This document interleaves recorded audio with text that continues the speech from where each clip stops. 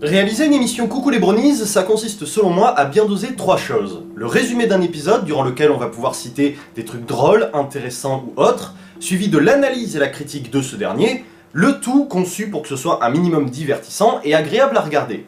Et ça a pas l'air dit comme ça, mais non seulement c'est plutôt compliqué à faire, en tout cas à bien harmoniser et équilibrer le tout, mais en plus c'est ce qui m'aura bien pourri la vie, surtout concernant la 7ème émission consacrée à Dragonshy.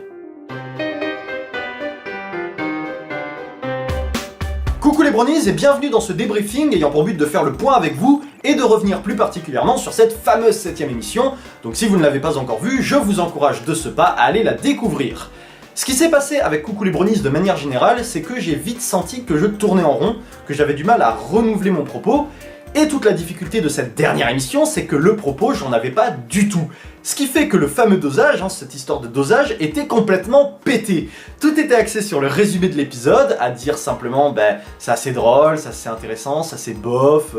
à évoquer des trucs complètement généraux et bateaux, c'était pas du tout intéressant, ce qui fait qu'à l'écriture, c'était juste mauvais, au point que j'ai dégagé tout ce que j'avais fait pour reprendre à zéro, changer mon angle d'attaque pour pouvoir réaliser quelque chose qui me paraisse correct. Tout ça vous le voyez pas, mais de mon point de vue, c'est pour vous dire la galère que ça a été. Parce que, dans mon mode de fonctionnement, toutes les émissions ont besoin d'un élément autour duquel graviter. Que ça se voit ou pas, que ce soit plus léger ou des fois vraiment centré autour, comme par exemple la 3ème émission The Ticketmaster,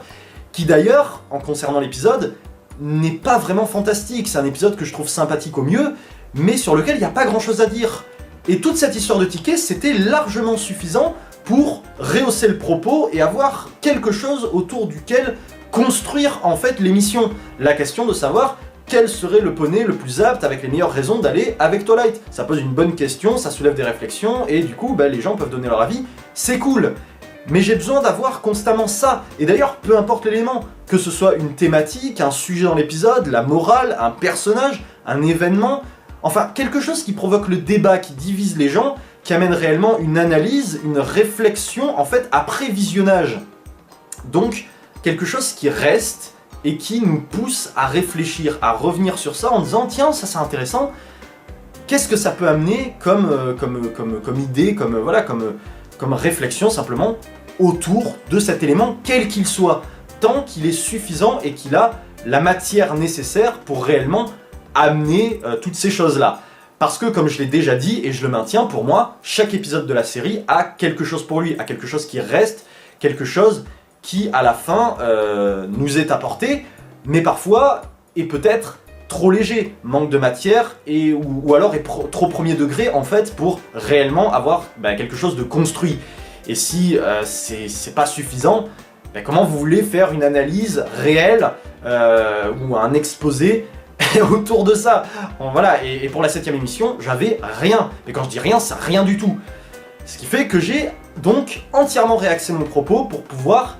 englober une thématique, donc en fait transformer mes faiblesses en avantages, parce que ces problèmes-là, il fallait que je les règle, et du coup, j'ai transformé ça en avantage, en solution en fait. Voilà, c'est vraiment réfléchir sur la problématique à laquelle on fait face, pour utiliser ça à notre avantage, et justement j'ai recentré le propos autour de ces épisodes très sympathiques, même qui sont parfois et souvent de très bons divertissements, surtout que MLP a une norme de très bonne qualité de base, ce qui, ça il faut le rappeler, est assez impressionnant, et expliquer pourquoi ces épisodes n'ont rien à se reprocher, ne sont absolument pas mauvais, surtout parce qu'on pourrait les comparer avec ces épisodes qui sont également très nombreux dans la série, et qui sont juste complètement fous. Je veux bien parler de tous ces épisodes qui sont à vous retourner le cerveau, qui étaient soit très impressionnants, soit parfois inattendus, ou juste forts, sans parler de ceux qui peuvent faire chialer. Mais voilà, ces épisodes-là, sur lesquels je pourrais parler pendant des heures, vraiment très longtemps, parce qu'ils sont fascinants, il faut réellement faire la part des choses entre ceux-là et la grande majorité, parce qu'il faut pas le nier, il y a quand même aussi une grande majorité d'épisodes qui sont juste de bons divertissements, de très bons divertissements, et c'est une chance de pouvoir nous offrir des épisodes qui soient de très bons divertissements, mais sans nécessairement être beaucoup plus. C'est-à-dire que quand on arrive à la fin, on a passé un bon moment, mais on va pas non plus aller chercher ultra loin un truc qui n'existe pas pour vraiment tenir un propos, faire des connexions entre des choses qui n'ont pas lieu d'être, ou alors éventuellement des trucs qui, moi, ne me parlent pas, ne me touchent pas, et du coup, je vois pas quoi dire dessus. Et donc en fait, voilà, j'ai réaxé, j'ai recentré tout mon propos, changé mon angle d'attaque afin que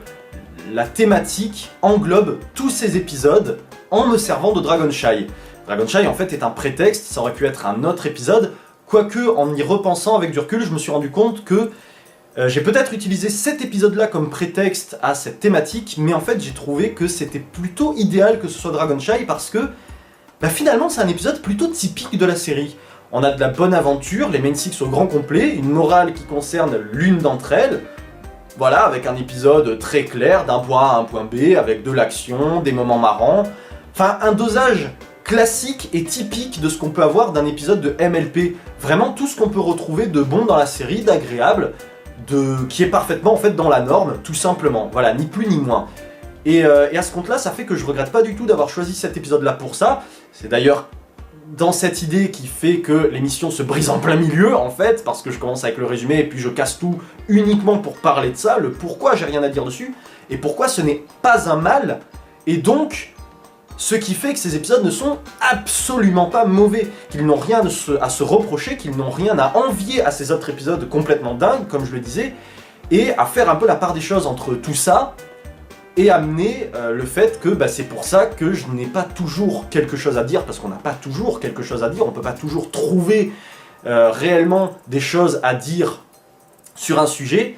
et ce qui fait en fait que ça me permet d'expédier plein d'épisodes comme ça, pour lesquels je passe un bon moment, et je les trouve juste cool, et c'est très bien, mais il n'y a pas réellement de réflexion, de quoi philosopher derrière, voilà, il n'y a pas réellement de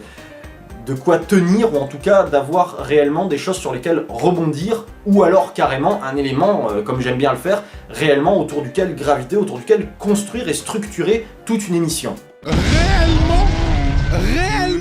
Voilà simplement ce qui s'est passé avec Dragon Shy, les difficultés que ça a entraîné. Je voulais un peu vous montrer mon point de vue sur la façon dont ça s'est passé, les difficultés que ça a pu entraîner parfois, et pourquoi est-ce que je trouve réellement intéressant et important, même pas pertinent, mais juste important d'avoir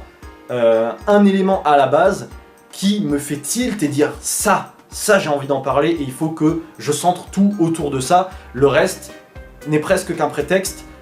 pour m'amener à ça. C'est-à-dire de parler un peu de l'épisode, ça va permettre de recontextualiser des événements ou des éléments précis, certaines choses, mais le tout pour amener à ce truc-là et pouvoir en parler correctement, ce qui, comme je l'avais dit au début, n'est pas si facile à doser.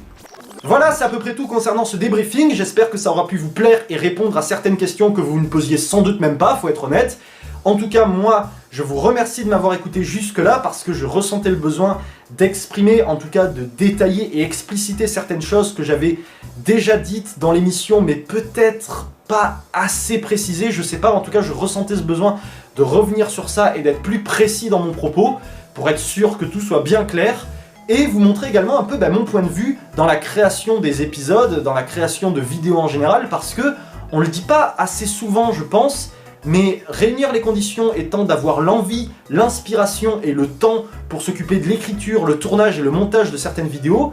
c'est loin d'être évident, c'est loin d'être facile, et réunir toutes ces conditions,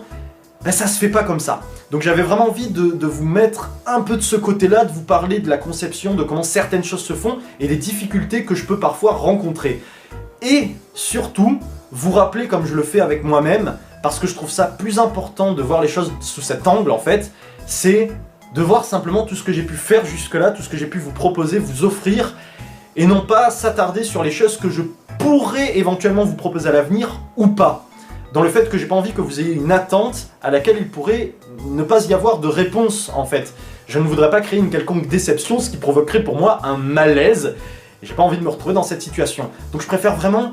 qu'on voit tout ce qui a été fait jusque-là, parce que quand je vois tout ce que j'ai réussi à vous proposer de manière aussi régulière durant tout ce temps, c'est vraiment cool, et que vous continuez simplement à avoir ces interactions, ces retours, parce que, au fond, c'est tout ce que je vous demande. Donc voilà, je vous remercie encore, merci de m'avoir écouté jusque-là, je vous souhaite une bonne journée, portez-vous bien, et d'ici là, n'oubliez pas, restez vous-même!